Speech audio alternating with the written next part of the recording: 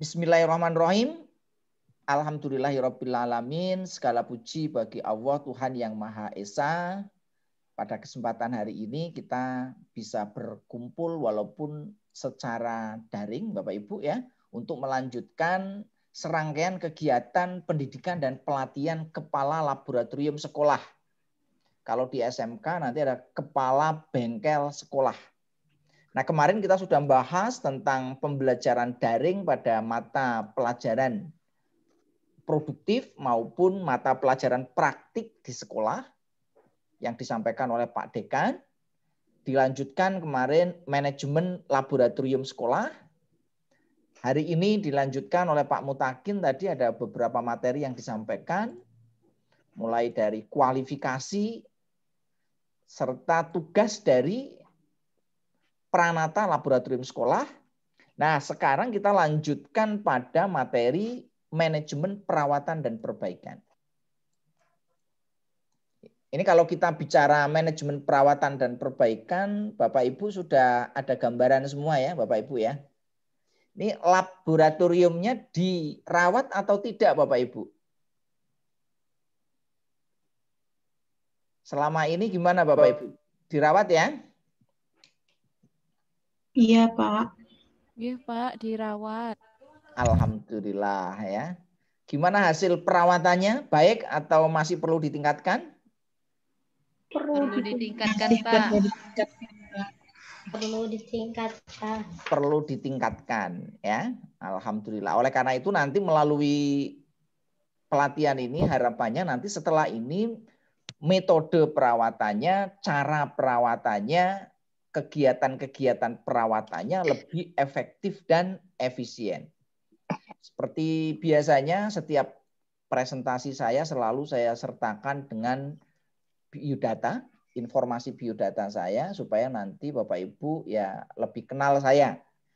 Karena tak kenal maka tak sayang. Sehingga nanti harapannya Bapak Ibu mengenal saya. Minimal tahu ya, how to know. Setelah tahu nanti paham. Nah, ini data lengkap saya. Nanti kalau ada apa-apa Bapak Ibu boleh kontak. Kontak saya bisa lewat banyak channel, lewat Facebook bisa, lewat WhatsApp bisa, lewat channel YouTube, Bapak Ibu komentar di situ juga boleh, nggak apa-apa, atau lewat media komunikasi yang lainnya. Nah, harapan pelatihan masih sama, Bapak Ibu. Mungkin Bapak Ibu masih belum memahami benar tentang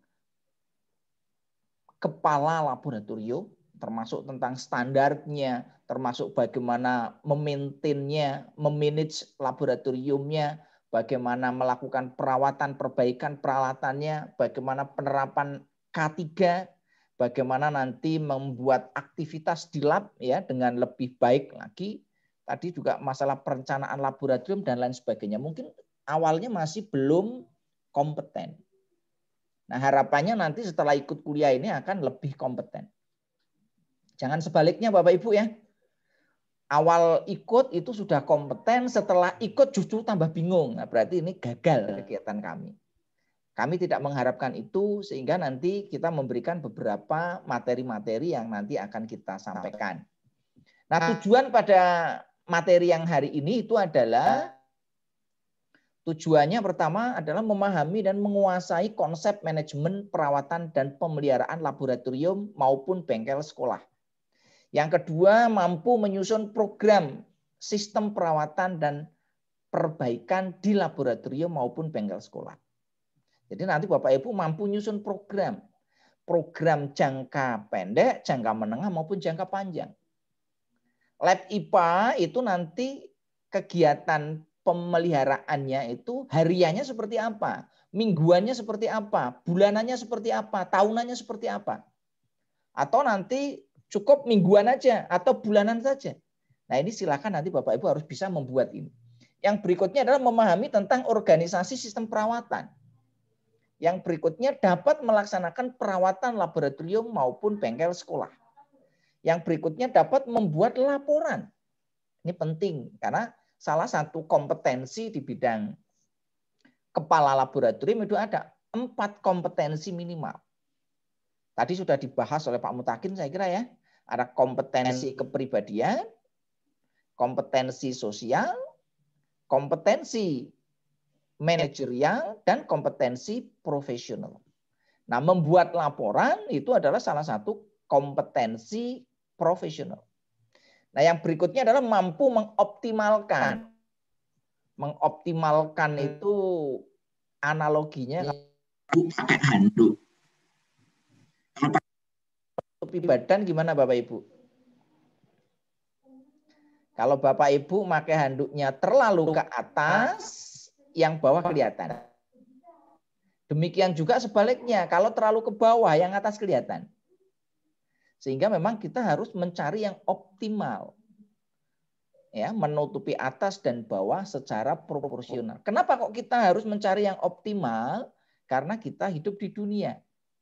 Ciri hidup di dunia itu sumber dayanya itu terbatas. Apa itu sumber daya? Kemarin sudah kita bahas Bapak Ibu ya, ada 7M. 7M itu terbatas sehingga kita mencari yang optimal. Seandainya kita sumber dayanya nggak terbatas, ya nggak usah kita manage. Nah, sebagai pendahuluan ya, yang namanya laboratorium Bapak Ibu kemarin sudah saya singgung bahwa laboratorium itu merupakan sarana untuk pembelajaran praktik. Jadi pembelajaran di sekolah itu ada dua. Yang pertama adalah pembelajaran yang sifatnya teori, yang kedua adalah pembelajaran yang sifatnya praktik. Nah, untuk pembelajaran maka kita perlu persiapan. Kalau teori ya kita perlu persiapan. Gurunya ya, kalau di perguruan tinggi ya dosennya ya.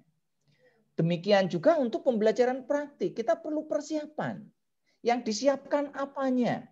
Siapa saja yang melakukan persiapan? Kenapa kita tujuannya harus dilakukan ini? Karena kita ingin mencapai tujuan secara efektif dan efisien. Ya, jadi di sini ada proses mental untuk melakukan ya persiapan baik kegiatan yang sifatnya teori maupun praktik. Sehingga nanti praktik di laboratorium itu dapat dilakukan dengan cara yang baik. Sehingga nanti tujuan-tujuan dari kegiatan praktik di laboratorium itu dapat terlaksana dengan baik. Nah, ini kira-kira gambarannya. Oleh karena itu nanti laboratorium harus dimanage dengan baik. Harus dirawat dengan baik. Ya, harus di baik. Sehingga nanti bisa menjadi laboratorium yang WOW. Atau kalau bahasa kemarin saya sampaikan adalah yang qurrata a'yun. Oke, berikutnya kita lanjutkan ya. Nah, di sini kita bisa lihat bahwa setiap proses, setiap sistem itu dapat kita pandang sebagai sebuah proses. Sebagai sistem itu mesti ada input, ada proses, dan ada output. Mohon maaf Pak Sri Widodo masih monitor Pak Dik? Suara saya terdengar dengan baik nggak Bapak Ibu? Terdengar Bapak. Dengar Bapak. Jelas, Pak. Terima kasih. Ya, kita lanjutkan ya. Kita lanjutkan di sini bahwa yang namanya input ya itu ada banyak ya Bapak Ibu ya. Inputnya itu apa di dalam sebuah pendidikan atau pembelajaran? Inputnya itu ada 8 standar. Ya, kalau kita mau breakdown inputnya ada banyak. Dari 8 standar nasional maka inputnya ada kita bisa breakdown. Yang berikutnya ada proses ya. Nah, prosesnya apa aja yang ada di laboratorium? Nanti kita bahas ya, beberapa proses yang dilakukan. Nah, dari proses ini nanti akan menghasilkan keluaran. Keluarannya apa? Yang disasar adalah mutu atau kualitas. Nah, kualitas itu nanti ya bergantung pada, kalau di pembelajaran teori ya bergantung pada standar 8 tadi, 8 standar nasional atau SNP. Demikian juga sama di praktik ya, pembelajaran praktik itu nanti bergantung pada 8 standar nasional. Nah, salah satu faktor yang penting di sini itu adalah sarana prasarana. Ya, sehingga nanti yang akan kita bahas di sini adalah pemeliharaan sarana prasarananya. Kalau manajemennya kemarin sudah kita bahas ya, yang lain-lain nanti akan dibahas secara detail ya. Sehingga nanti harapannya Bapak Ibu bisa menghasilkan laboratorium yang berkualitas. Nah, untuk pengelolaan laboratorium sendiri nanti tergantung pada pengelolanya. Siapa pengelolanya? Mulai dari kepala sekolah, wakil kepala sekolah, kepala laboratorium, guru, teknisi, dan laboran. Serta siswanya juga ikut terlibat di dalamnya. Nah ini kira-kira seperti itu ya. Nah kalau kita bicara tentang kualitas dari pembelajaran maupun pendidikan, itu sangat dipengaruhi oleh tadi ya sarana prasarana, yang salah satunya tadi adalah laboratorium. Kalau laboratoriumnya kondisinya tidak baik, ya tentu saja kita nggak bisa mengatakan bahwa kualitasnya bagus. Karena yang namanya penilaian kualitas itu salah satu aspek yang dinilai itu adalah sarana prasarana. 8 standar itu tadi ya Bapak Ibu ya. 8 SNP. Yang salah satunya adalah sarana prasarana. Nah, image yang berkembang di masyarakat gimana? Sekolah dikatakan bermutu kalau sarana prasarananya bagus. Biasanya kalau sekolah yang favorit itu indikatornya apa? Gedungnya megah. Walaupun ini tidak selalu demikian. Banyak sekolah yang biasa saja bisa menghasilkan lulusan yang luar biasa. Nah, di sini yang menjadi rawan adalah laboratorium itu isinya adalah peralatan-peralatan praktik.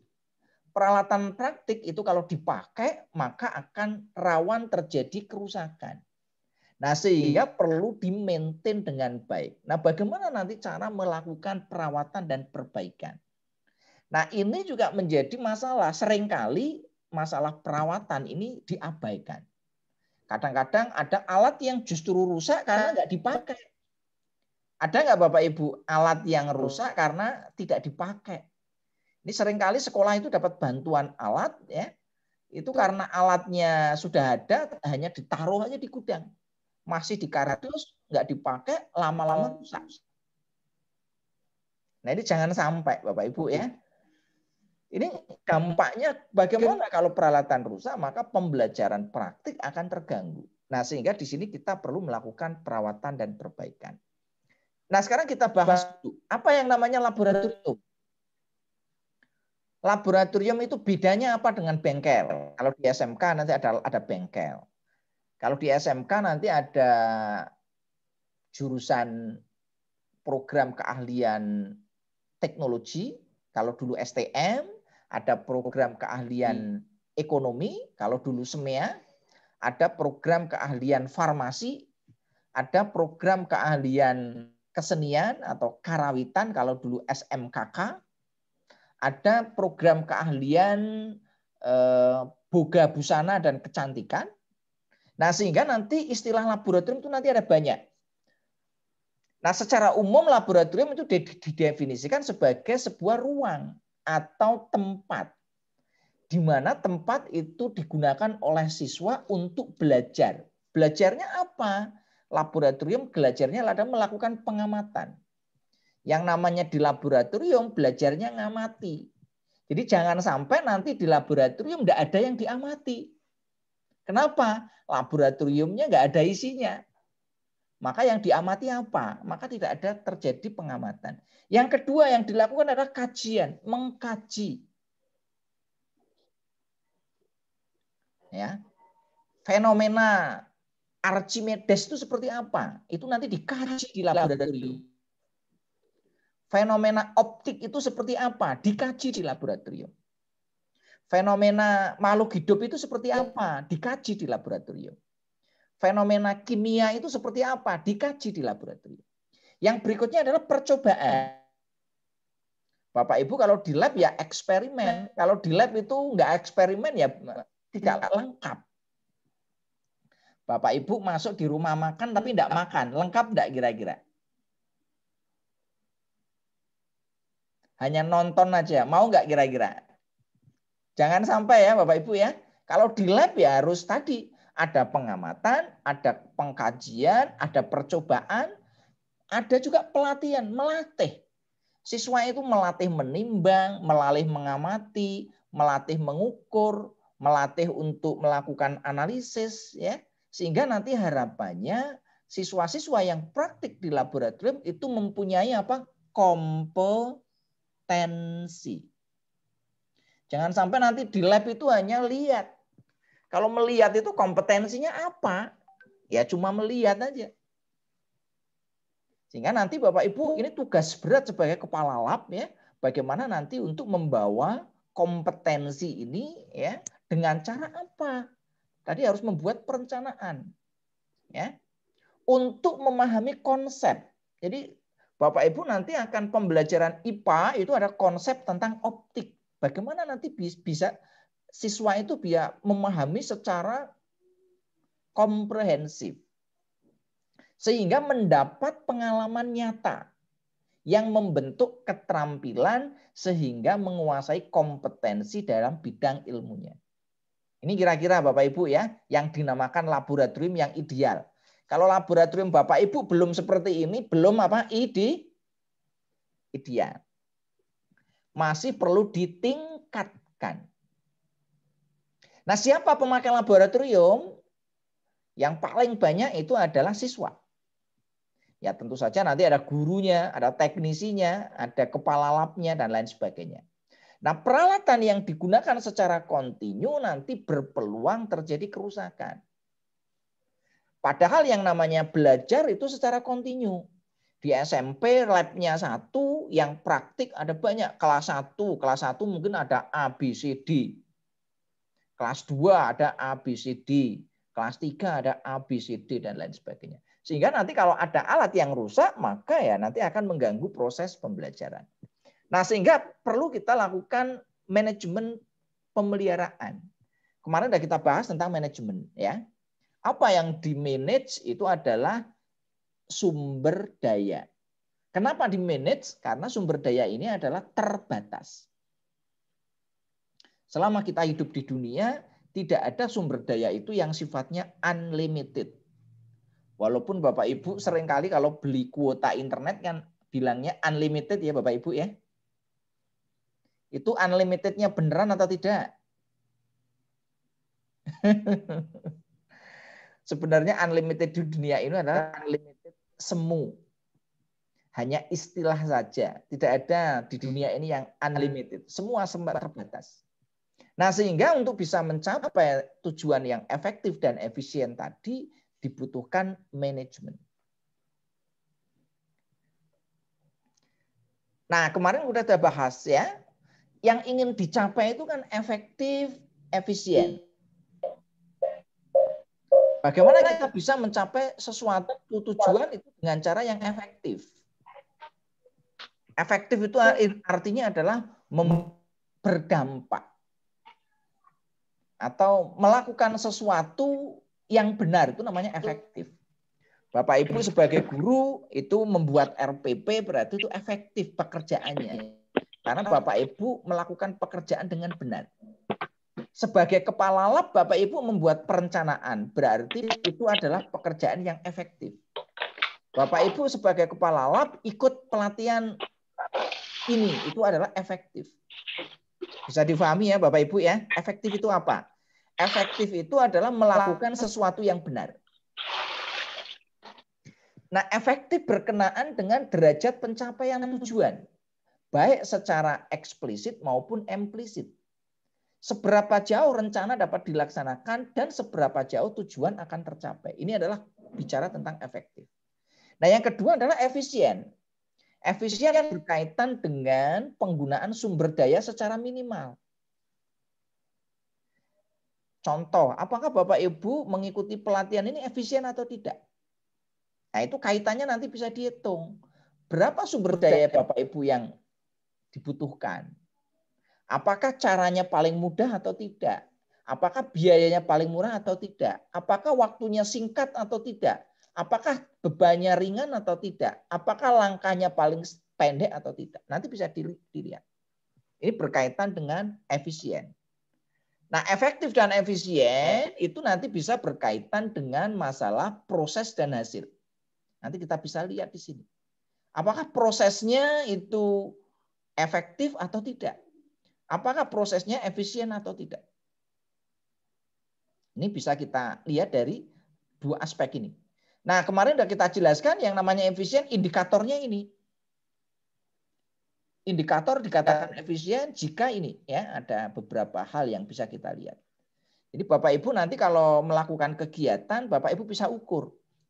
Kalau saya mengajar melalui YouTube, melalui Zoom, itu efisien atau tidak?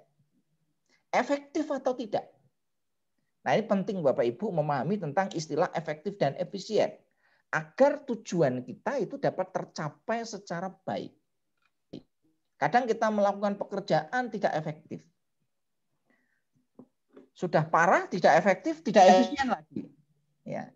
Idealnya itu tadi, efektif dan efisien. Nah, sekarang kita bahas tentang perencanaan manajemen laboratorium berkaitan dengan pemeliharaan. Nah, berkaitan dengan pemeliharaan, ya kita kemarin sudah membahas ya, namanya manajemen itu seni. Kalau seni itu tidak mengenal baik dan buruk, tidak mengenal benar dan salah.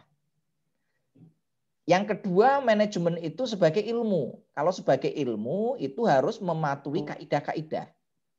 Kalau ada kaidah itu kalau tidak dilaksanakan berarti salah.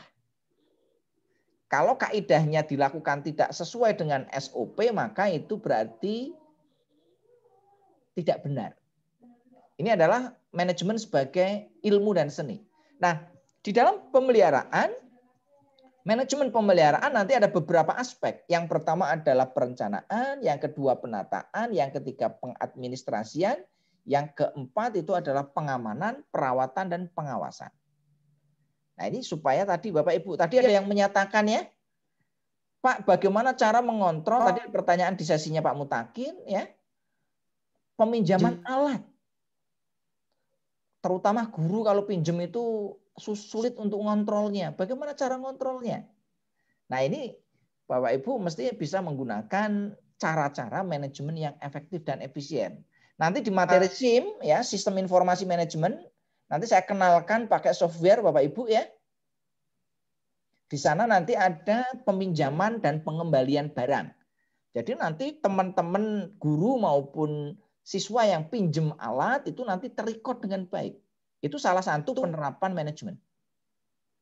Atau kalau Bapak Ibu belum punya software, Bapak Ibu mestinya punya buku catatan peminjaman. Kalau orang mau pinjam, Bapak Ibu harus mengisi peminjaman, kapan mau dikembalikan, kalau tidak dikembalikan tepat waktu, nanti sanksinya seperti apa, bisa pakai denda atau bisa dilaporkan ke kepala sekolah dan lain sebagainya. Nah, ini yang kaitannya dengan manajemen. Ya. Nah, kita bahas satu persatu. Perencanaan yang di lab tadi sudah disampaikan Pak Mutakin. Bapak Ibu sebagai kepala lab ya harus punya perencanaan. Ini saya tanya dulu nih. Bapak Ibu sudah punya rencana atau belum untuk mengembangkan laboratorium atau bengkel yang ada di sekolah Bapak Ibu semua? Sudah punya rencana atau belum?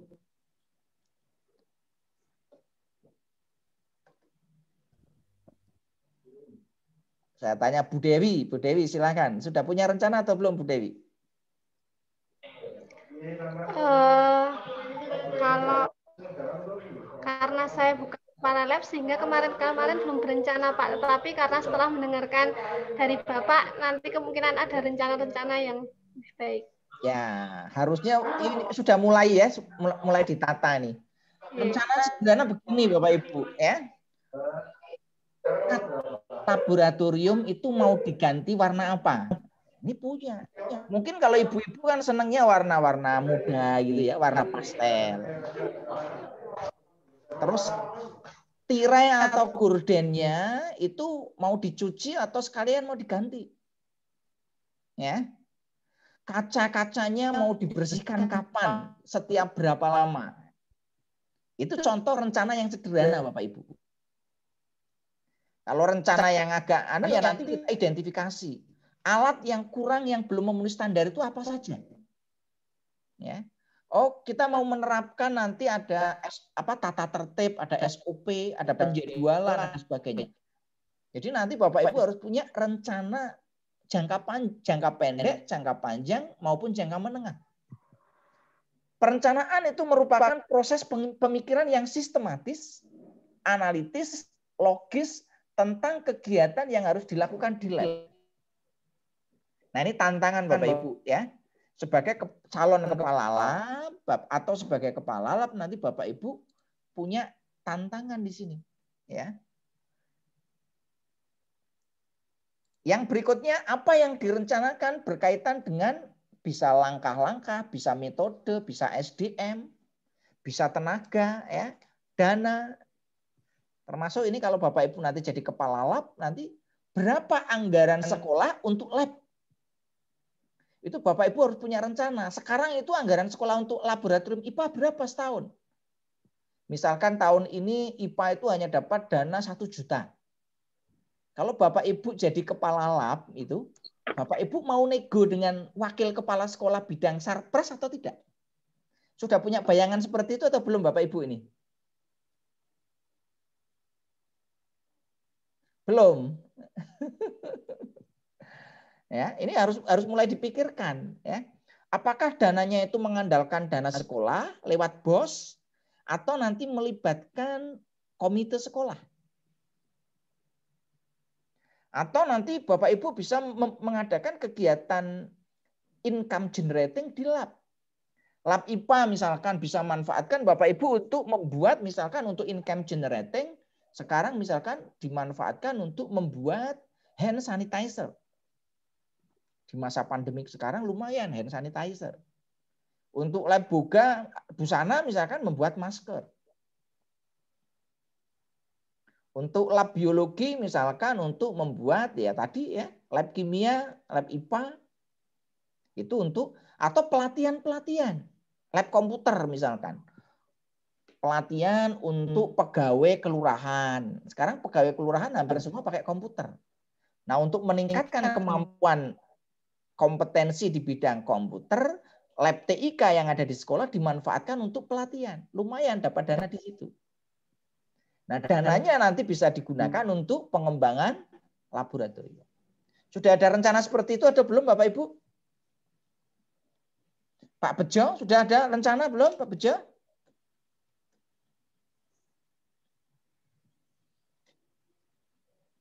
Ibu Imrotus, sudah ada rencana?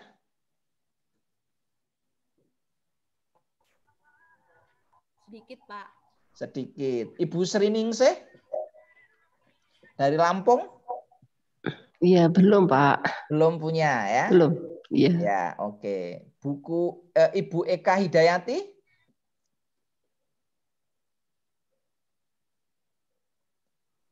Ada sedikit, Pak. Ada sedikit. Ya, nanti ditambah. Sedikit-sedikit kalau terus-menerus jadi banyak ya. Insya Allah. Pak Gebia silakan. Sudah ada rencana atau belum?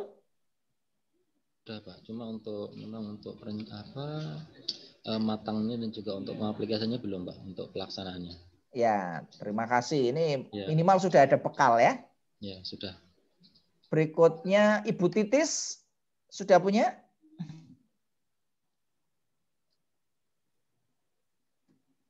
Ibu Titis, monitor nggak ini Bu Titis? Nggih, Bapak, sudah mulai ada gambaran untuk menata administrasi. Nggih.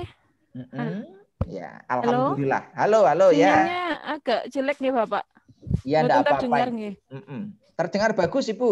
Suaranya jelas. Terdengar jelas. Oke ya, terima kasih. Ini sudah lumayan punya mulai apa? Ada gambaran Bapak untuk penataan administrasinya. Ya, terima kasih Bu Titis. Cuma terkendala. Ya, terima kasih Bu Titis ya. Ibu Rani gimana? Sudah punya rencana belum? Dengan adanya pelatihan ini, saya berharap yang saya terawang-terawang itu jadi semakin jelas seperti itu, Pak. Ya, terima kasih. Nanti supaya jelas nanti harus kalau belum jelas ditanyakan ya. Ya, siap, Pak. Oke, kita lanjut ya, Bapak Ibu ya. Nah, yang berikutnya adalah penataan laboratorium. Bapak Ibu harus sudah punya rencana nata. Apakah laboratoriumnya mau ditata ulang atau tidak? Lemarinya mau seperti sekarang posisinya, alatnya seperti apa, nanti mulai dipikirkan Bapak Ibu. Nah, penataan meliputi apa yang ditata? Alat utama yang ditata. Alat utama itu mau ditempatkan di mana? Alat utama itu apa? Mikroskop, ya. Alat-alat utama untuk praktik itu kalau IPA. ya komputernya, monitornya. Yang berikutnya adalah peralatan pendukung. Peralatan pendukung itu ya seperti kalau di komputer ada AC, ada mebler, ada lemari, dan lain sebagainya. Yang berikutnya ada peralatan K3. Ini di labnya ada peralatan K3 enggak Bapak Ibu? Belum ada, Pak. Belum ada. Nanti harus Ada Pak, tapi sederhana. Belum ada, Pak. Ya minimal ada lemari P3K. Salah. Lemari P3K minimal nanti ada kotak obat, ada kapas, ada alkohol, ada apa namanya? Betadin. Itu kan tidak terlalu mahal. Silakan nanti diadakan Bapak Ibu. Jangan sampai nanti laboratorium nggak ada K3-nya. Kalau perlu nanti kalau zaman sekarang ya disediain masker.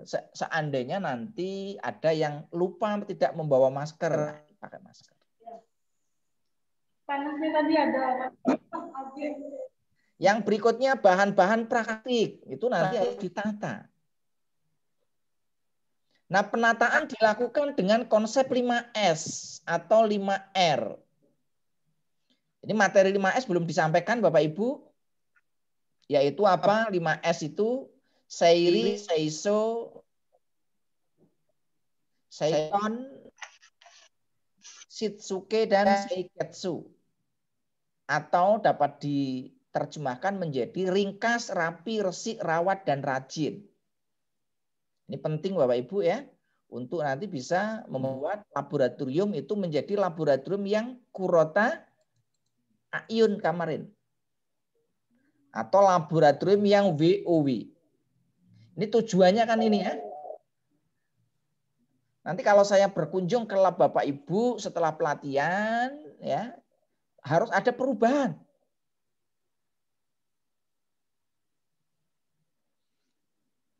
Bisa Bapak Ibu membuat perubahan? Ya saya tidak menuntut perubahannya yang terlalu drastis, enggak ya. Tapi kalau Bapak Ibu bisa membuat perubahan yang radikal, ya saya terima kasih. Nah nanti di akhir Bapak Ibu nanti ada tugas presentasi Bapak Ibu ya.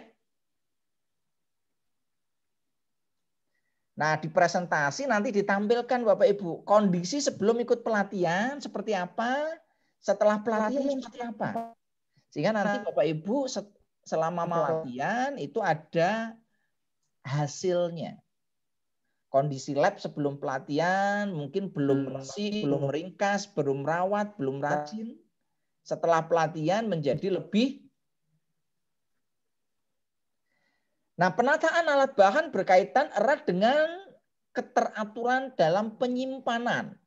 Sehingga nanti untuk menyimpan Bapak Ibu harus tidak boleh asal. Ini kalau ibu-ibu pinter menata ruang. Tata ruang. Bukan tata kata ya Bapak Ibu ya. Tata kata itu bagus ya, tapi kalau kepala lab lebih penting itu tata ruang.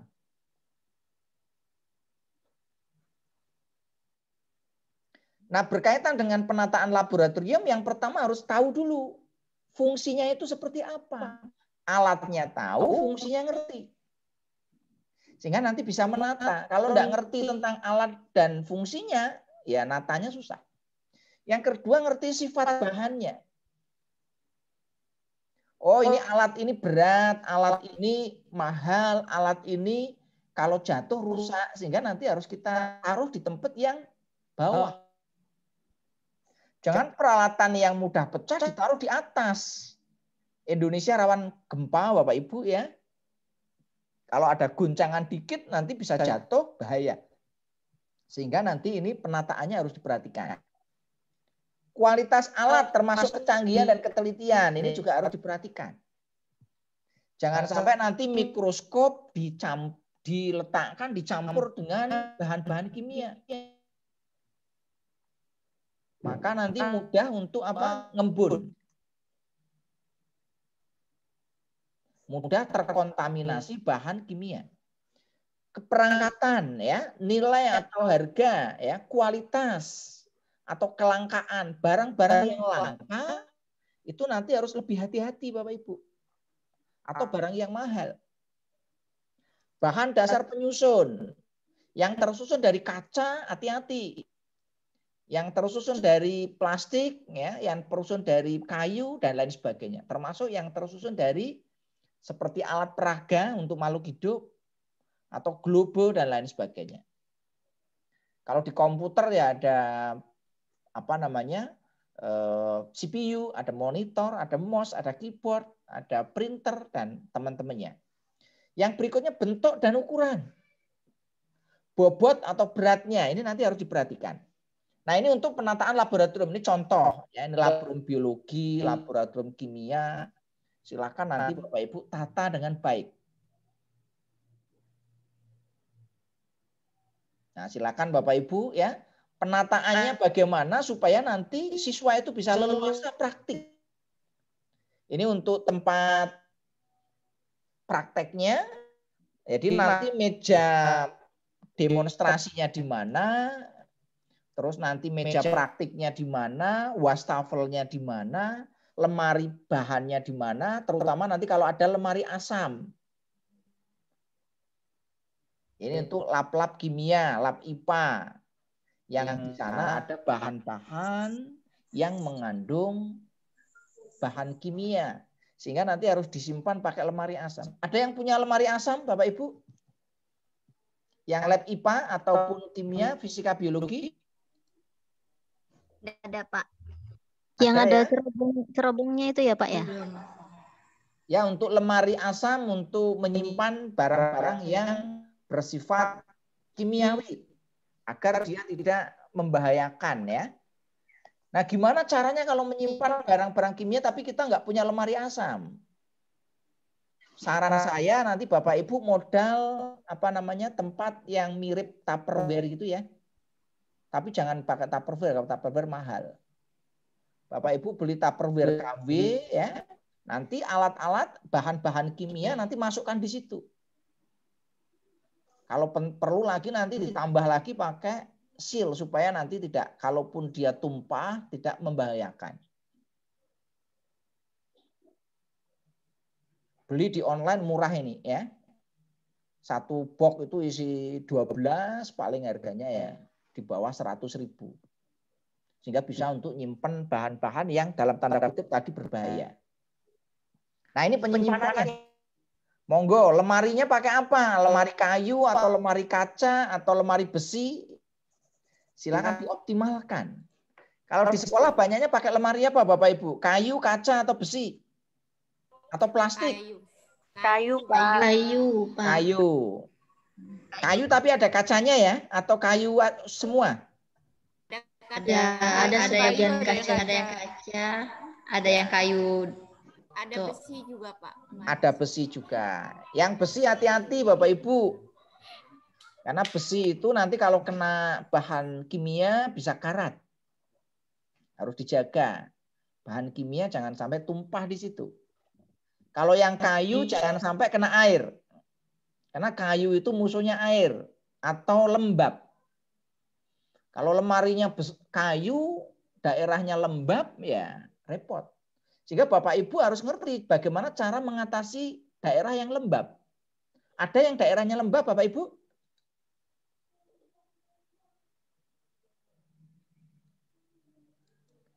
Cirinya lembab itu ya agak basah. Temboknya suka ngompol gitu ya. Jadi temboknya itu kalau musim hujan ada kayak pulaunya gitu ya. Nah, kenapa kok bisa seperti itu ya? Ya karena proses pembangunannya mungkin tidak terlalu bagus ya, terutama di pondasi. Nah, cara mengatasinya gimana? Bapak Ibu nanti harus tambahkan silika gel atau serap. Sehingga nanti daerah yang lembab itu tidak menjadi lembab. Nah, prinsipnya gimana menyimpan? Alat yang sering digunakan sebaiknya di tempat yang mudah untuk diakses. Jangan alat yang sering digunakan ditaruh di atas. Sehingga nanti kita sering ngambil resiko. Yang sering digunakan taruh di bawah. Alat yang boleh diambil sendiri oleh siswa dipisahkan. Apakah boleh diambil siswa atau enggak? Kalau saran saya nanti setiap praktik itu dimasukkan aja dalam tempat box ya.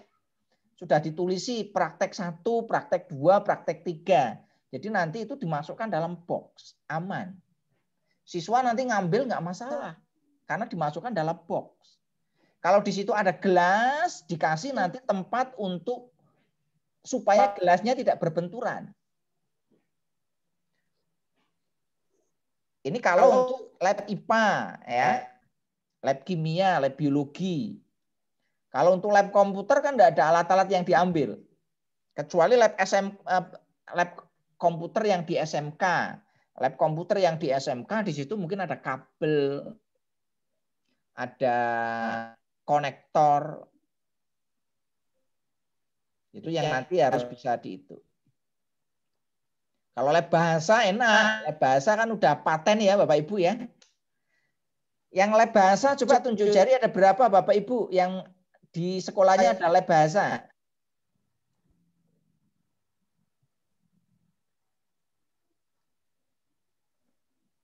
Yang enak itu ngelola lab komputer, lab bahasa itu kan sudah paten. Ya. Tapi yang agak ribet itu kalau Bapak Ibu ngelola lab yang kalau di SMP SMA itu ngelola lab IPA, lab biologi, lab kimia, lab fisika.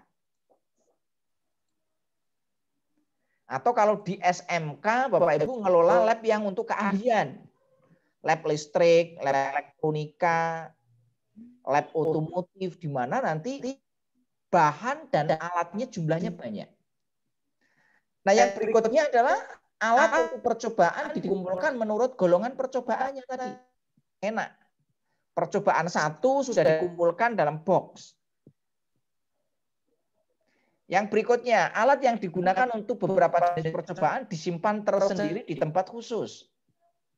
Contoh apa alat yang sering digunakan untuk percobaan? Misalkan untuk gelas ukur. Seringkali digunakan. Alat untuk percobaan disimpan menurut judul percobaan atau dapat dilakukan berdasarkan atas bahan alat.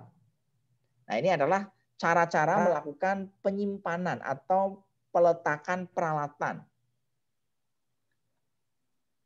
Kalau ada pertanyaan langsung aja Bapak Ibu ya, bisa di chat ya maupun bisa disampaikan secara ini ya. Yang berikutnya, bahan-bahan kimia yang sering dipakai harus diletakkan di tempat yang aman. Ini bahan-bahan kimia Bapak Ibu ya, nggak boleh sembarangan.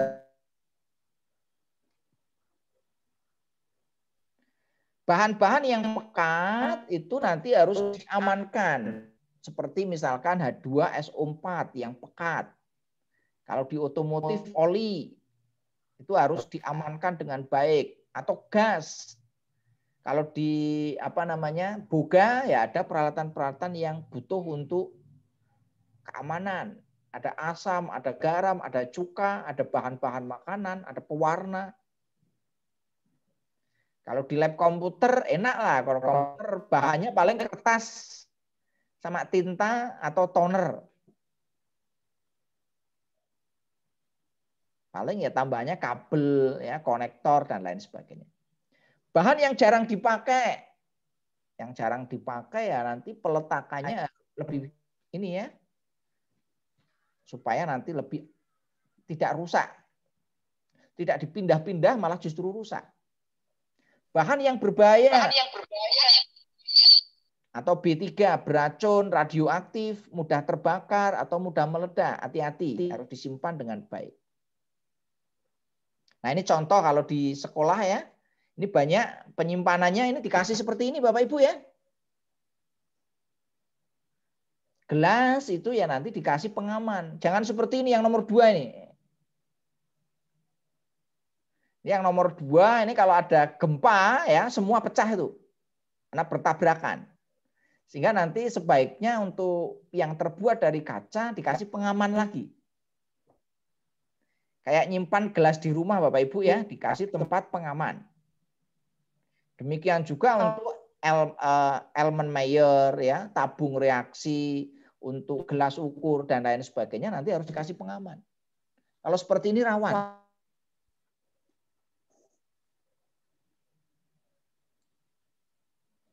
Komputer juga sama nanti kalau menyimpan file ya, lab komputer menyimpan filenya gimana? Ini yang sering kali kalau nyimpan file kadang-kadang nyarinya itu susah. Ini tugas siswa itu kemarin disimpan di mana lupa gitu ya. Sehingga nanti manajemen filenya harus bagus untuk lab komputer.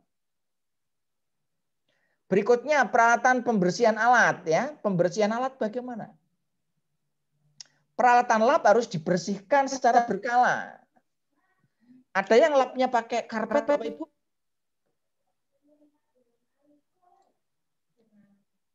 Biasanya yang pakai karpet itu lab komputer sama lab bahasa. Ada nggak?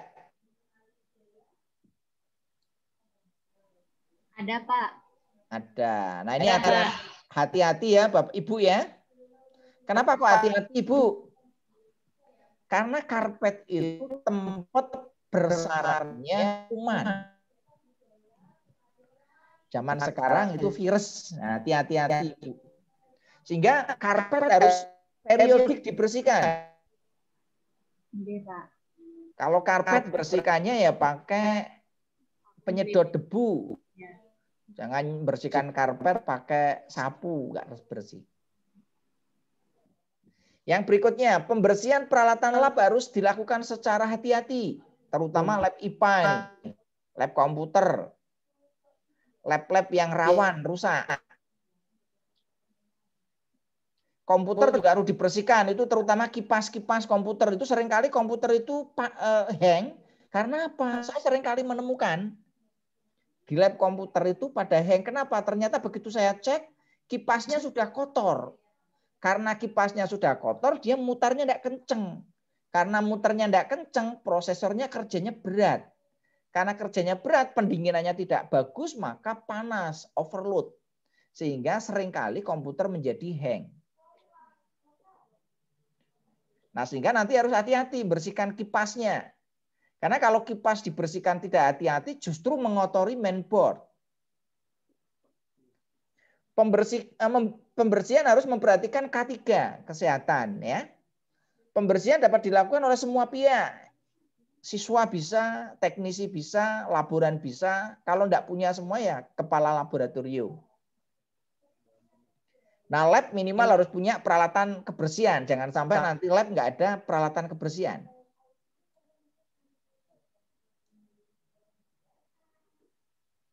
Yang berikutnya administrasi lab. Nah, tadi sudah disampaikan oleh Ibu ya. Bagaimana nanti untuk administrasi laboratorium. Administrasi berkaitan nanti dengan proses pencatatan dan inventarisasi fasilitas dan aktivitas yang ada di lab. Nanti salah satu tugasnya nanti Bapak Ibu adalah membuat administrasi lab. Nggak usah khawatir, nanti formatnya sudah disediakan. Termasuk softwarenya nanti sudah disediakan Bapak Ibu. Sehingga Bapak Ibu tinggal entry data. Nah, dengan administrasi yang tepat, semua fasilitas dan aktivitas dapat diorganisasi secara sistematis. Ini kaitannya nanti dengan administrasi. Nah, minimal Bapak Ibu di laboratorium itu punya buku inventarisasi alat. Punya buku inventarisasi enggak di lab?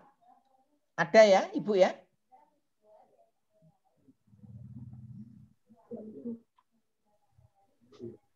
Paling gampang nanti buat tabel inventarisasi alat ditempel di ruang laboratorium. Nah ini Bapak Ibu mestinya terhadap lab itu peduli. Biasanya kan ibu-ibu itu kalau ada meja geser 1 cm aja ngerti. Kalau di laboratorium meja geser 1 cm Bapak Ibu merasa enggak?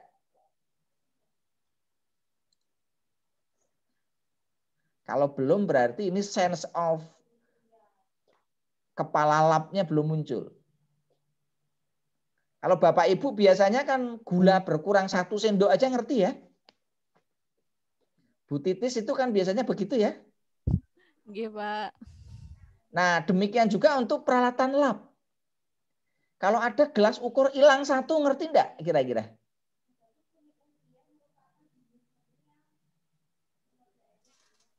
Tahu, Pak, insya Allah. Karena yang pegang kuncinya saya sendiri. Nah, ini bagus. Berarti sense of kepala lapnya sudah muncul. Ya. Nah, untuk memudahkan nanti ada kartu stok. Ya, kalau pakai visual kadang-kadang kalau pas kita nggak teliti ya nggak ngerti. Tapi kalau dengan kartu stok enak. Ya. Nanti ada daftar alat. Termasuk nanti ada job sheet atau LKS atau lab sheet. Kalau praktik ada lab sheet-nya nggak? Ada LKS-nya nggak? Ada, Pak. Ada ya? Ada yang jatuh tadi, Pak. Ada yang jatuh, ya. Label, alat-alatnya diberi label nggak? Ibu Imrotus, labnya alat-alatnya dikasih label nggak? Nah, label monggo disesuaikan. Boleh pakai standar sekolah, boleh pakai standar dinas. Karena sekarang sekolah, terutama SMA itu kan di bawah dinas provinsi ya. Kalau SMP di bawah dinas kabupaten. Nah, silakan ikuti itu. Format peminjaman alat. Ini kalau alat yang suka dipinjam. Ini terutama yang sering dipinjam itu LCD, sering dipinjam. Laptop sering dipinjam. Karena yang pinjam temennya sendiri nggak enak mau nagih. Yang repot nanti Bapak Ibu sendiri kalau nggak mau nagih. Karena sebagai kepala lab. Ya. Ada program semesteran. Ada buku harian. Ada jadwal kegiatan. Ada kartu reparasi kalau nanti rusak. Ya. Nah ini harapannya nanti administrasinya bagus. Sarana K3 ya, ini perlu diperhatikan. Ada sarana K3 tadi ya, ada minimal ada P3K, kotak P3K. Kalau perlu nanti dikasih untuk selimut api. Ada yang punya selimut api nggak di sekolah? Belum ada. Atau punya apar? Apar ada ya? Tidak ada, Pak. Belum ada. Belum ada, Pak. Kalau belum ada minimal nanti beli selimut api.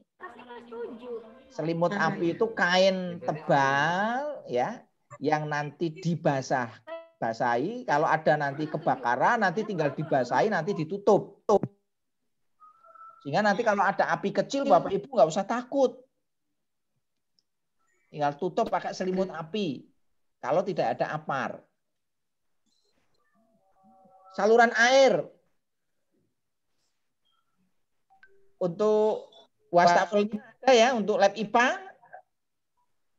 lab biologi, lab kimia. Kalau lab komputer nggak usah pakai wastafel.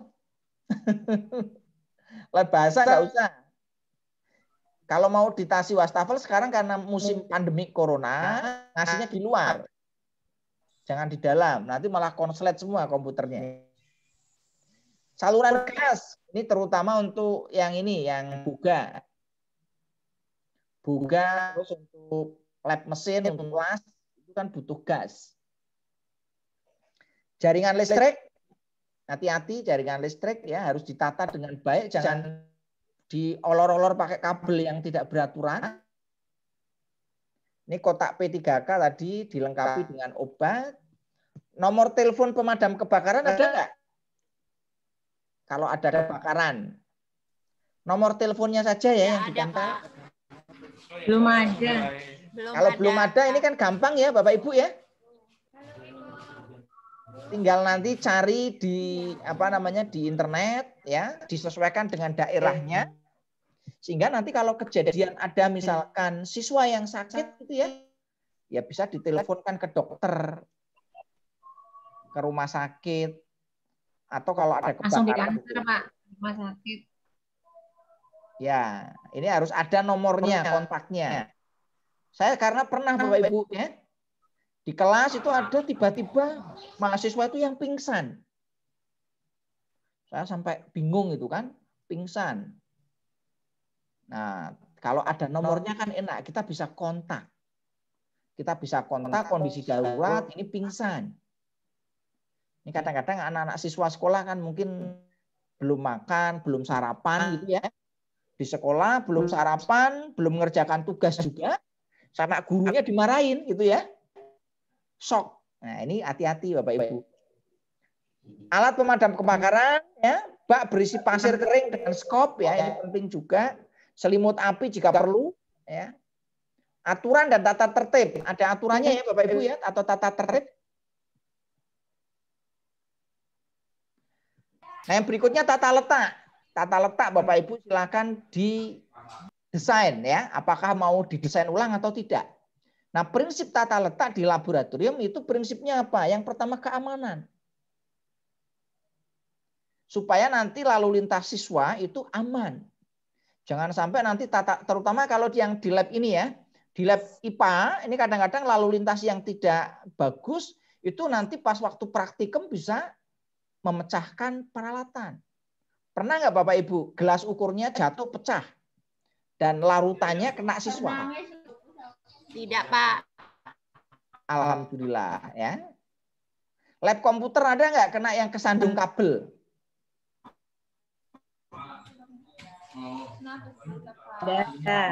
Nggak ada ya, alhamdulillah. Nah ini pertama harus prinsipnya adalah keamanan dulu. Yang kedua kemudahan. Jadi didesain supaya nanti Bapak Ibu pergerakan guru, pergerakan teknisi, pergerakan siswa di lab itu menjadi mudah. Yang ketiga leluasa. Jadi nggak merasa sumpek. Di lab itu walaupun ukurannya kecil, tapi kalau penataannya bagus, serasa lebar, luas. Nah ini kemampuan tata ruang Bapak Ibu. Tata ruang. Kalau enggak bisa desain sendiri, minta didesainkan sama yang bisa. Ya. Yang berikutnya aspek estetika atau keindahan. Supaya nanti dengan tata ruang, itu laboratorium menjadi lebih indah. Lebih bagus ya. Nah, monggo Bapak Ibu ya, desain ulang untuk tata ruang. Nah, yang berikutnya adalah pemeliharaan berkaitan dengan perawatan dan perbaikan. Apa yang dinamakan pemeliharaan ini yaitu adalah untuk meningkatkan, mempertahankan, mengembalikan peralatan dalam kondisi yang siap pakai. Jadi jangan sampai nanti peralatan mau dipakai rusak. Nah, pemeliharaan itu adalah serangkaian tindakan, Bapak Ibu nanti melakukan tindakan atau proses kegiatan untuk mempertahankan kondisi ya, sehingga alat itu dalam kondisi yang baik dan siap pakai. Ini kira-kira untuk makna dari pemeliharaan. Ya kalau Bapak Ibu di rumah ya menggunakan motor harus dipastikan motor ini siap digunakan. Jangan sampai mau digunakan banyak kempes. Mau digunakan bensinnya habis. Mau digunakan misalkan olinya minta diganti, maka nggak bisa digunakan. Demikian juga alat di lab ya.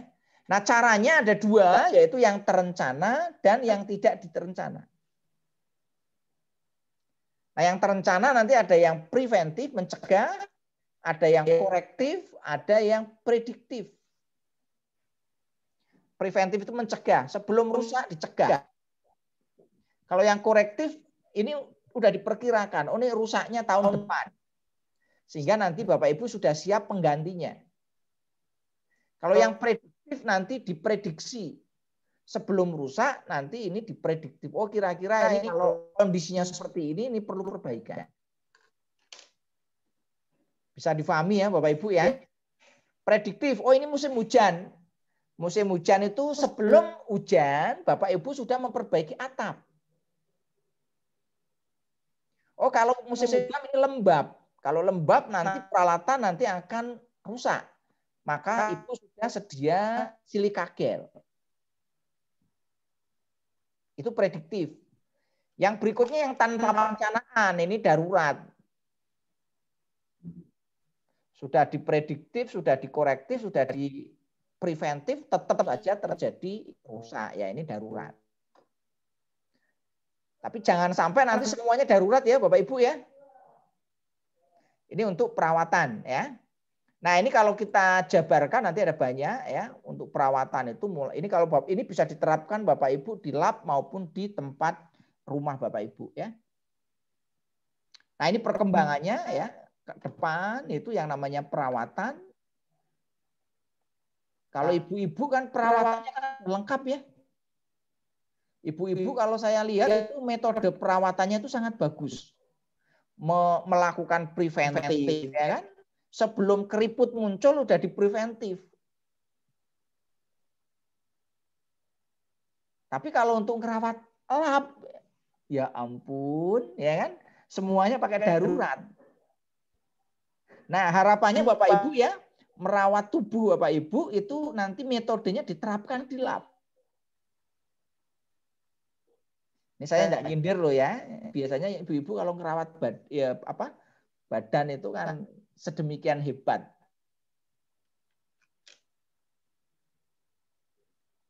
Nah ini penting Bapak Ibu ya. Kalau bapak-bapak sih kalau untuk ngerawat badan kadang-kadang malah nggak pernah dirawat. Rambut aja kalau nggak panjang nggak dicukur ya. Mandi aja kalau nggak disuruh istrinya nggak mandi mungkin kalau bapak-bapak ini. Nah tujuan perawatan apa? Tujuannya adalah agar laboratorium itu selalu dalam kondisi prima dan siap pakai. Umurnya panjang. Menjamin kelancaran pembelajaran, terutama pembelajaran praktik. Menjamin keamanan pemakai. Jangan sampai nanti pas mau dipakai malah justru membahayakan. Mengetahui kerusakan secara dini. Kalau rusaknya dini kan bisa diantisipasi. Menghindari kerusakan mendadak, ya, menghindari terjadinya kerusakan fatal, dan menghindari kecelakaan pada saat praktik. Jadi jangan sampai nanti terjadi kecelakaan kerja pada saat praktik. Nah ini bisa menjadi viral. Perawatannya pakai kamera. Ini apa ini maksudnya ini? Ini Pak siapa ini ya? Pak Ibu Siti Nur Mahmudah. Ini perawatannya pakai kamera. Maksudnya gimana nih Bu ini Bu Siti ini? Jadi perawat kamera jahat, Pak. Ya? Kamera jahat. Oh, kamera jahat ya. Ya, memang kamera itu kalau kamera itu slogannya seindah aslinya nggak laku. Maka slogannya itu adalah lebih indah dari aslinya. Karena nanti foto itu bisa dipoles ya, pakai katanya dari Grogot kiri jalan, Mbak. Nah, objek perawatan apa yang dirawat? Ya? Yang pertama itu adalah yang dirawat ruang labnya, ruangnya. Yang kedua perabot mebelernya. Yang ketiga peralatan administrasi. Yang keempat penerangan atau kelistrikan. Yang kelima training objek. Yang berikutnya peralatan utama, peralatan pendukung, peralatan K3, aparatus, instrumen, alat ukur, perlengkapan percobaan, dan lain sebagainya. Ini yang perlu dirawat.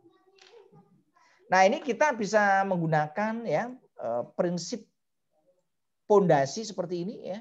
Jadi untuk bisa melakukan perawatan dengan baik itu ada berbagai macam pondasi yang perlu kita ketahui. Ada banyak ya. Ini adalah materi-materi yang nanti kita sampaikan sebagai bekal kepala laboratorium.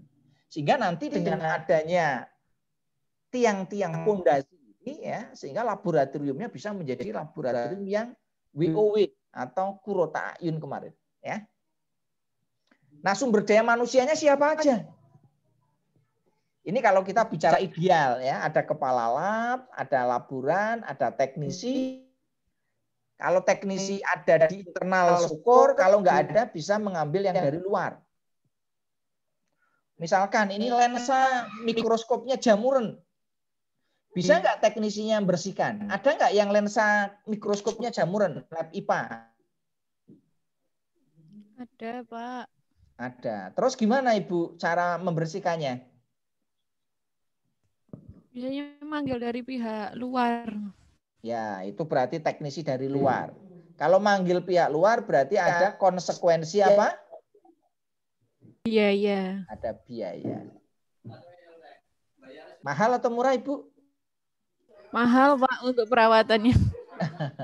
Maka caranya Bapak Ibu ya dicegah. Preventif. Pencegahannya gimana? Jamur itu kenapa atau jamur? Penyebabnya apa? Lembab, Pak. Nah, lembab. Karena Indonesia itu dikaruniai alamnya lembab. Senang atau nggak senang lembab itu, Ibu?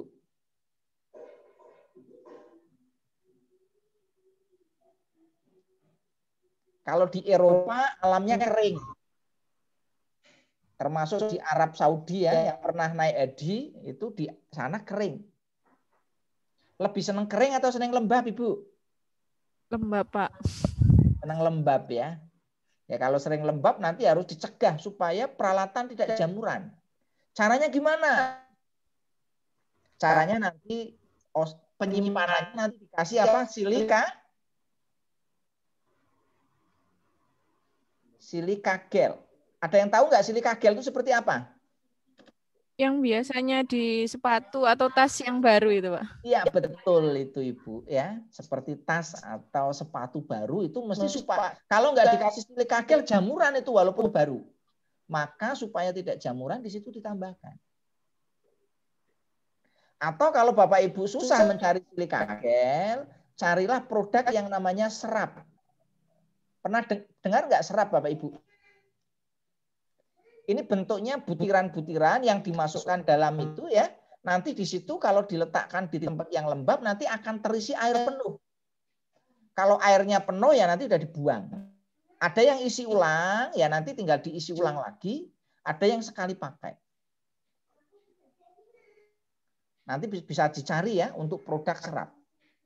Nah ini dioptimalkan ya untuk sumber daya manusia. Yang berikutnya biaya perawatan. Untuk melakukan perawatan butuh biaya.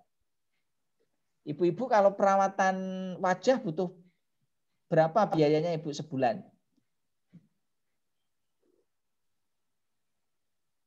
Bu Titis berapa? Nggak ada 100.000 mungkin, Pak. Nggak ada 100.000. Ibu Imrotus? Nah sama ya. Nanti butuh biaya. Butuh berapa Ibu? Andre ya kan? Sama aja bisa dipertimbangkan guys. Ya.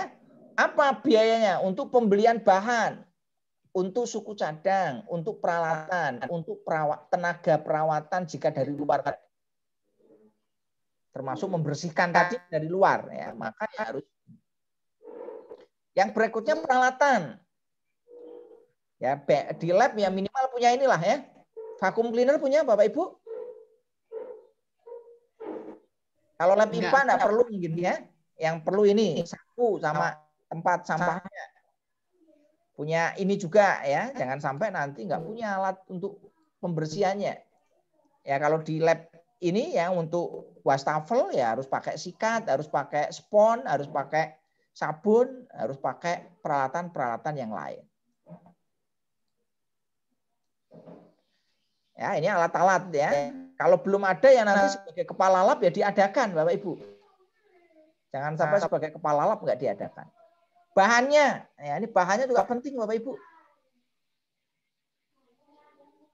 Untuk kebersihan itu yang dibutuhkan apa ini bahannya ya? Bahan-bahan kimia untuk membersihkan sabun, deterjen dan lain sebagainya ya. Metodenya, gimana metodenya? Cara melakukan pencegahan, nanti Bapak Ibu harus ngerti. Mencegah komputer supaya tidak hang. Mencegah komputer tidak rusak. Mencegah peralatan-peralatan elektronik tidak rusak. Cara menyimpannya juga harus hati-hati. Baik alat maupun bahan. Cara membersihkan. Cara memelihara. Cara memeriksa dan mengecek kondisi. Ini penting. Termasuk kalau di tempat Bapak Ibu mestinya dikasih suhunya juga. Ada termometer ruang ada nggak? Ada, Pak. Jangan sampai nanti lab nggak ngerti, nggak asik. Ada, Pak. Ada ya, alhamdulillah. Termasuk nanti dikasih sensor kelembapan juga. Supaya nanti kalau pas lembab ya dikasih tadi silika.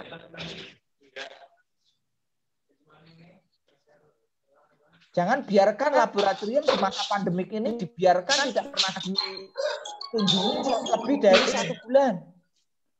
Kalau rumah nggak pernah didatangi selama 1 bulan, ya berantem lebih. Pasti banyak hewan-hewan. Ada semut, ya, ada rayap, ada macam-macam. Cara menyetel kembali, ini hati-hati Ibu, timbangan, alat ukur, misalkan wattmeter, terus ampermeter, voltmeter. Alat-alat yang ada baterainya hati-hati Bapak Ibu. Karena kalau baterainya habis, kalau nggak segera diganti, dia akan mengeluarkan cairan. Sehingga kadang-kadang alat itu suka rusak gara-gara apa? Baterainya habis nggak diganti. Cara melakukan kalibrasi timbangan, ya, alat-alat ukur dan lain sebagainya. Cara mengganti komponen yang rusak, ini hati-hati. Cara memperbaiki kerusakan yang ringan. Jangan sampai rusak ringan ditangani malah justru rusak berat. Ini tugas teknisi, ya. Kalau tidak ada ya tadi ya dilakukan oleh kepala. Waktunya gimana? Bisa berdasarkan pengalaman, berdasarkan sifat operasi, rekomendasi pabrik. Baterai itu idealnya berapa bulan diganti. Jangan menunggu rusak. Karena pas rusak belum tentu kita ngerti. Contoh misalkan globe yang digerakkan pakai elektrik. Tata surya yang digerakkan pakai baterai. Nah, ini hati-hati Bapak Ibu. Multimeter, di situ ada baterainya. Alat pengukur suhu yang pakai elektronik, nah, di situ ada baterainya. Harus hati-hati. Bisa berdasarkan jam operasi atau bisa berdasarkan prediksi. Ya. Nah, objek perawatan tadi saya sebutnya ada ruangnya, ada alatnya, ada macam-macamnya, itu nanti bisa kita lakukan untuk melakukan perawatan dan perbaikan. Nah, ini objeknya ya. Nah, idealnya ya nanti peralatannya ini tadi ya. Ini alat-alat yang elektronik harus dicek baterainya. Ini untuk penempatan alat-alat harus dicek ya, apakah posisinya benar atau tidak. Untuk ini juga sama, untuk lemari asam, untuk kursi, untuk peralatan-peralatan yang lain, kabinet ya. Ini sama ya, untuk lab IPA, biologi, kimia, gelas ukur, labu Erlenmeyer ya, pipet ya, gelas ukur, mikroskop, mangkuk ya. Kalau di biologi nanti ada papan-papan untuk peragaan ya. Ini nanti juga harus diperhatikan. Jangan sampai ini nanti posisinya miring ya, karena kesenggol kucing jatuh ya, nanti bisa patah ini. Ini rawan patah. Nah, ini harus diperhatikan dengan baik nanti untuk melakukan pemeliharaan. Administrasinya harus bagus.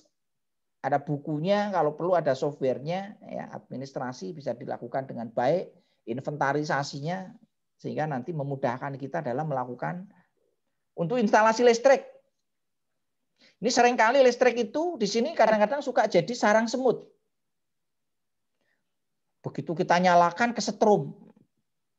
Kenapa? Karena dalamnya isinya udah semut. Kadang-kadang mati ya, begitu dibongkar oleh ternyata dalamnya isinya udah semut ya. Atau mungkin hewan-hewan lain. Ini sini. Ini banyak sekali. Sehingga harus dirawat. AC kalau ada ya, kalau lab komputer, lab ini biasanya ada AC-nya. Kalau lab IPA jarang ada AC-nya. Lab bahasa, lab komputer ya, lab elektronika itu seringkali ada AC. Ini harus dirawat ya. Lab komputer ini jaringan ya. Servernya harus dirawat.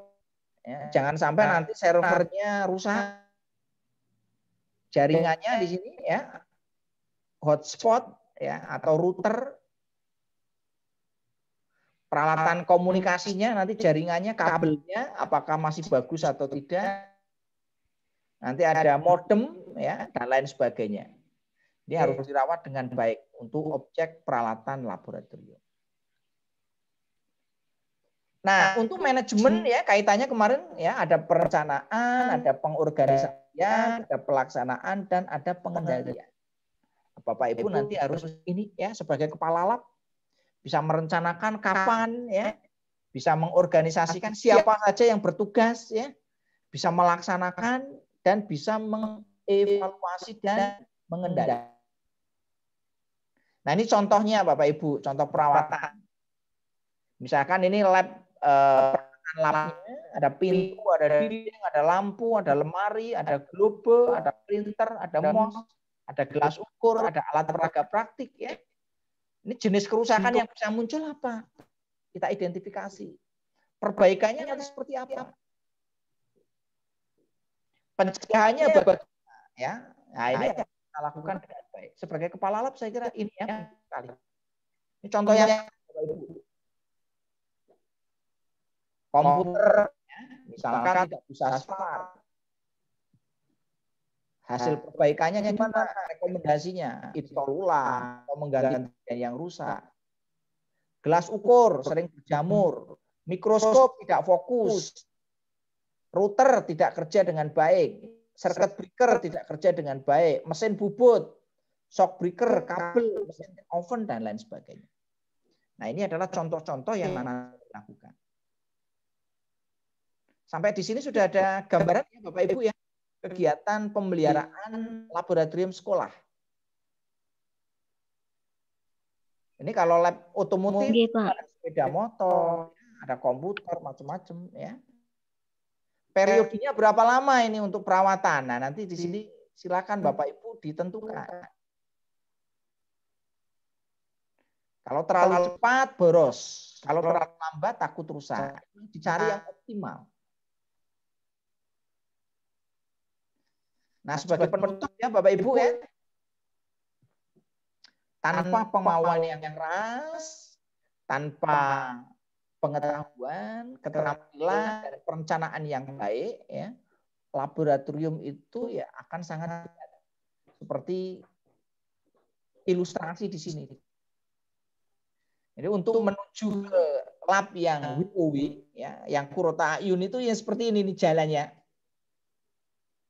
Pintu masuknya seperti ini, sementara ini adalah kondisi labnya. Bagaimana kita lab yang gemuk ini bisa kita masukkan ke dalam lubang yang kecil. Ini ilustrasinya. Sehingga dibutuhkan kreativitas dan inovasi sehingga nanti lab Bapak Ibu itu menjadi lab yang lebih baik. Saya kira itu yang dapat saya sampaikan. Monggo kalau Bapak Ibu ada pertanyaan bisa kita diskusikan. Waktu saya kembalikan ke Pak Sri Widodo. Mungkin silakan Pak Sri. Atau Pak Heru. Terima kasih. Jadi Bapak Ibu cukup jelas dan ulang apa yang saya sampaikan oleh Pak Adi tadi cukup paling tidak memberikan wawasan kepada kita semua tentang pengelolaan laboratorium ke depannya. Mudah-mudahan nanti semakin baik sehingga menjadi laboratorium yang Qurrata A'yun, sedap dipandang, efektif untuk membantu pembelajaran dan maksimal bisa digunakan. Monggo Bapak Ibu untuk sesi ini tanya jawab, diskusi, sharing, barangkali yang mau ditanyakan dipersilahkan. Mumpung Pak Ali bersama dengan kita. Biasanya sudah kemana-mana nih Pak. Mungkin Pak Ali juga bisa sedikit tentang pendidikan di Jerman karena saat yang lalu baru dari Jerman. Monggo Bapak Ibu, Bu Imro yang sinyalnya katanya keluar masuk. Monggo Bapak Ibu. Pak, sinyal di sini.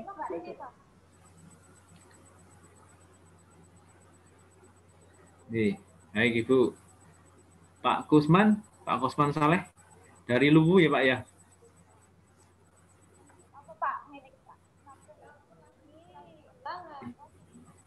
Monggo Bu, siapa yang mau tanya? Diskusi? Apa Tampidoyo? Barangkali ada permasalahan terkait dengan laboratorium di sekolah. Ya. Mohon maaf, gini Pak. Jadi Pak ya, kan kami ada lab fisika, kimia, biologi, kemudian ada lab komputer dan lab IPS. Karena ibaratnya ini manajemen untuk laboratorium sekolah jadi satu, apakah nanti untuk pendataan alat-alat lab dan kemudian pendataan peminjaman alat seperti itu, apakah itu nanti jadi satu atau nanti perbagian sendiri seperti itu, Pak? Ya, terima kasih. Terima kasih. Ibu Reni ya. Ibu Reni Afifah dari mana ini? Dari Man Ihsan Cendekia Pasir, Pak, Kalimantan Timur. Pasir, Kalimantan Timur. Ya. Calon ini ya. Calon ibu kota ya. Terima kasih Bu Reni, ini pertanyaan bagus. Ini termasuk sekolahnya bagus ini. Karena labnya cukup banyak. Salah satu indikator mutu sekolah itu salah satu indikatornya adalah laboratorium sekolahnya. Laboratoriumnya tadi ada lengkap nih. Ini SMP ya Ibu ya? Man Pak. Oh Man ya? Oh ya kan baru 4 tahun ibarat seperti itu. Man, ini termasuk bagus. Ya kalau Man SMA sama Man ya itu nanti kan ada biologi, kimia sama fisika. Oke. Labnya dipisah. Kalau SMP itu lab IPA ya. IPA sebenarnya. Ya, jadi ada lab fisika, biologi sama kimia ditambah lab TIK, lab bahasa ada Ibu ya? Bahasa masih gabung sama TIK Bapak. Oh, masih gabung sama TIK ya. Terus yang terakhir tadi ada lab IPS. IPS untuk lab agamanya malah belum. Lab agama Islam. Belum, agamanya belum. Nah, ini bisa dikembangkan juga nanti. Nah, untuk penataan labnya Bapak Ibu ya, semakin jadi nanti untuk penataan labnya itu nanti ada kepala lab di atas sendiri ya. Setelah itu nanti ada koordinator lab masing-masing. Jadi lab IPA nanti ada koordinator lab IPA, lab fisika nanti ada koordinator lab fisika, lab biologi nanti ada koordinator lab biologi, lab kimia nanti ada koordinator lab kimia, lab IPS ada koordinator lab IPS. Jadi nanti ada satu kepala lab di sekolah, nanti ada masing-masing itu nanti ada koordinator labnya. Bisa dipahami ya Ibu ya? Iya Pak. Sudah ada di buku untuk struktur organisasinya, ada berbagai macam pilihan struktur organisasi nanti yang bisa digunakan. Ya. Nah, untuk yang diakui sebagai kepala lab itu tadi saya serahkan kepada pemahaman masing-masing kepala dinas dan pengawas. Karena kan sekolah itu ada yang jumlah labnya cuma satu. Kalau yang jumlah lab cuma satu ya otomatis ya kepala lab.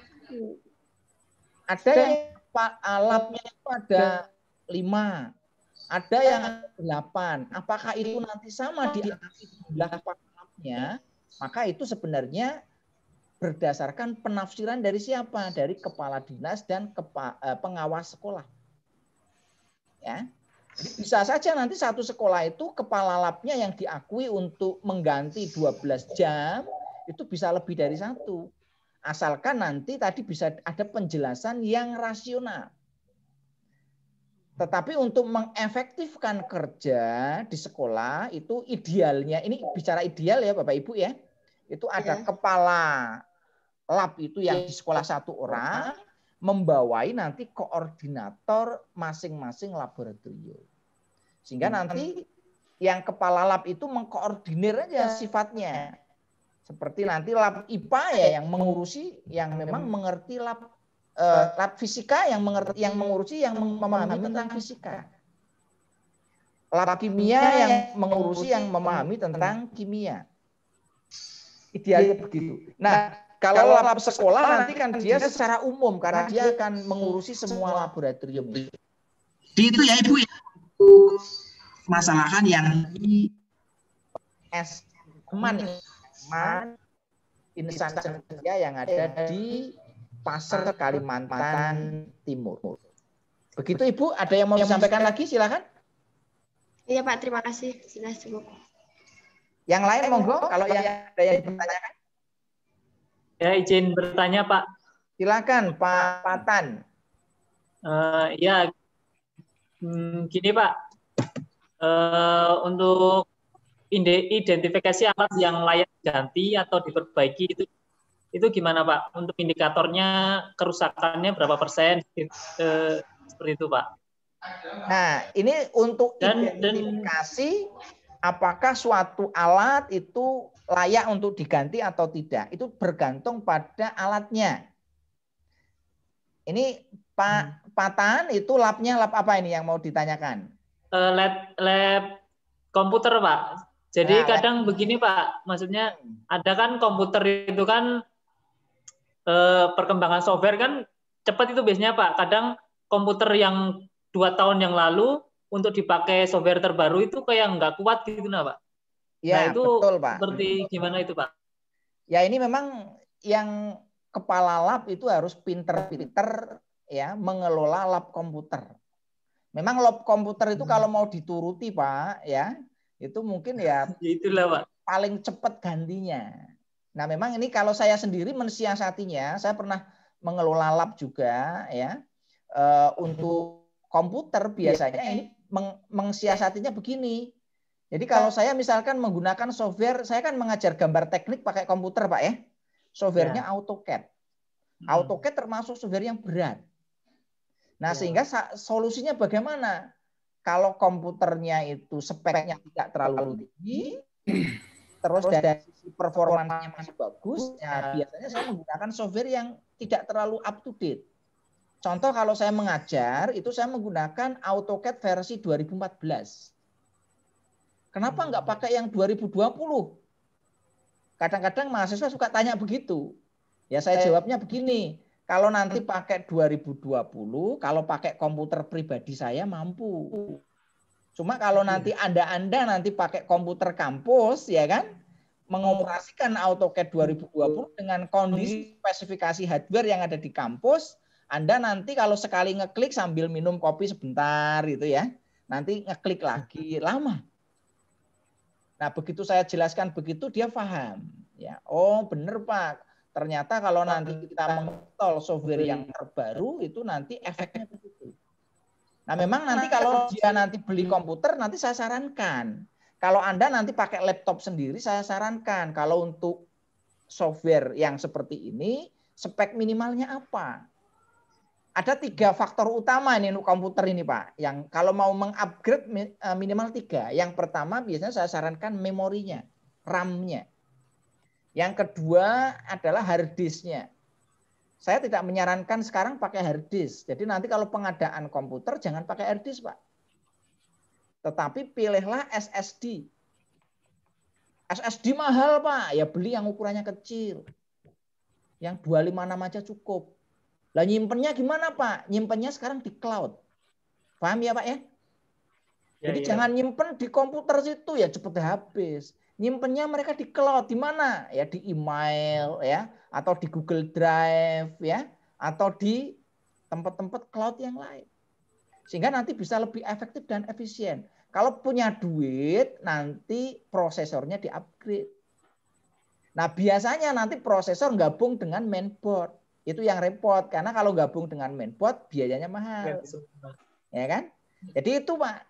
Kalau masalah kriteria ya nanti disesuaikan dengan kebutuhan Pak ya. Kalau memang butuhnya yang terbaru ya terpaksa kita upgrade Pak. Jadi seperti itu. Saya kira itu ya Pak Patan ya. Ya Pak. Bantu. Silakan yang lain Bapak.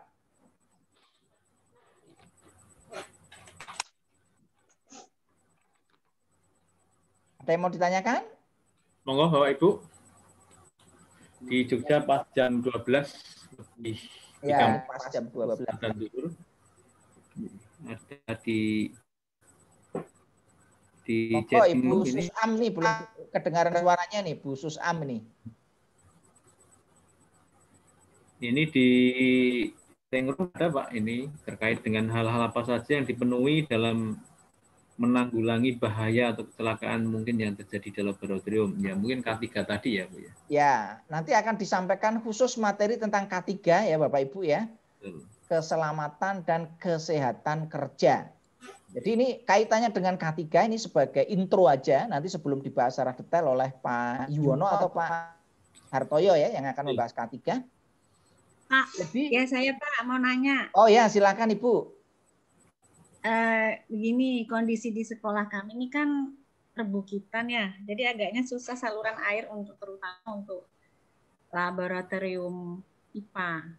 Jadi keterbatasan itu maksudnya itu kita nggak punya kayak yang wastafel atau keran air di dalam ruangan karena jaringannya IPA itu kan mengadakan sendiri.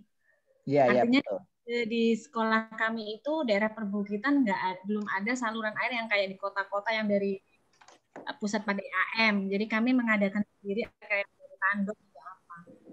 Jadi kalau untuk laboratorium IPA itu misalnya tidak di dalam ruangannya keran-kerannya itu di luar gitu Pak, maksudnya itu gabung sama kelas itu, berarti kan itu kurang ideal ya Pak, karena kan iya. sesuatu di ruangan itu kan beresiko. Jadi solusinya itu harus seperti apa gitu Pak? Ya, gini Ibu ya, karena masalah air ya, kita menyadari juga ini masalah air itu ya menjadi sangat penting karena lab IPA itu salah satu faktor utamanya di standar laboratorium harus ada wastafel Ibu.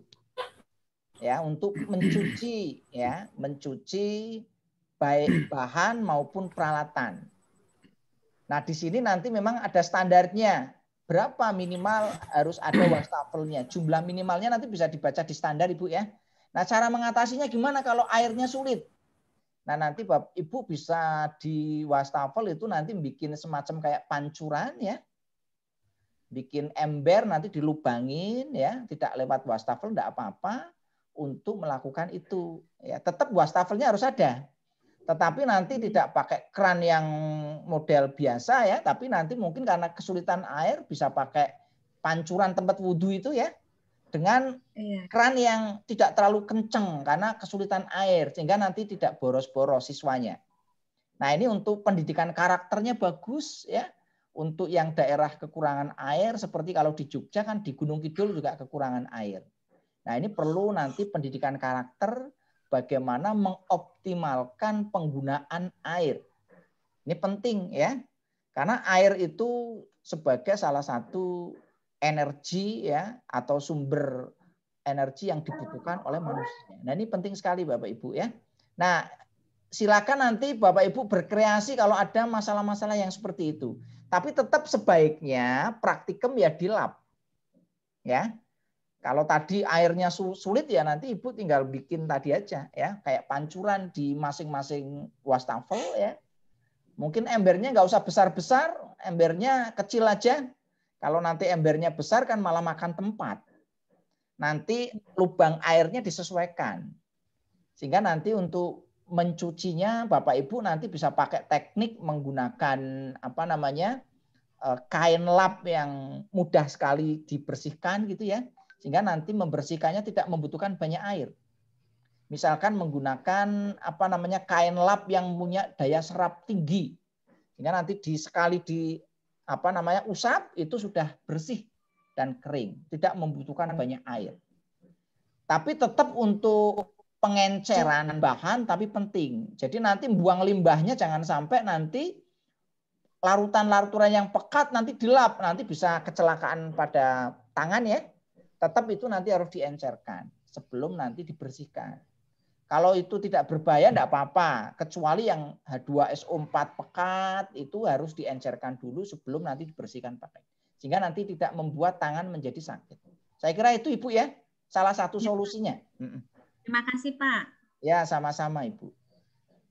Baik, terima kasih Pak Ali. Sudah cukup? Baik, kalau sudah cukup, Pak Kusman barangkali mau ada yang disampaikan Pak Kusman? Oh ini ada pertanyaan di chat sebentar Pak ini Pak, yang di ini Pak. Untuk lab otomotif, ada yang di lab otomotif itu Pak siapa ini? Pak Bejo ya? Pak Bejo dari SMK NU. NU mana Pak ini Pak? Kendal. Kendal ya? Oh, Kendalnya mana Pak? Kendal Kalinia Wungu. Kendal Kalinia Wungu.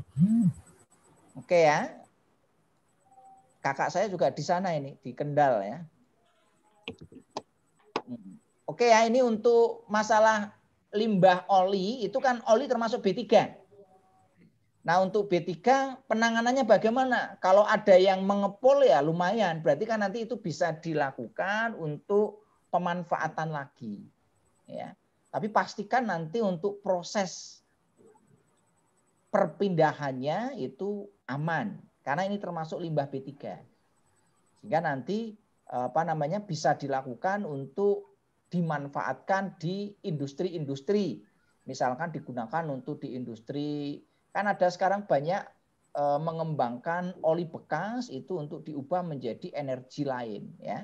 Atau bisa juga digunakan untuk berbagai macam industri-industri yang membutuhkan oli bekas, misalkan industri gergaji kayu, ya, industri pengolahan-pengolahan yang ada di daerah itu menggunakan bahan bakar nanti dari oli bekas. Saya kira tidak ada masalah, Pak, ya.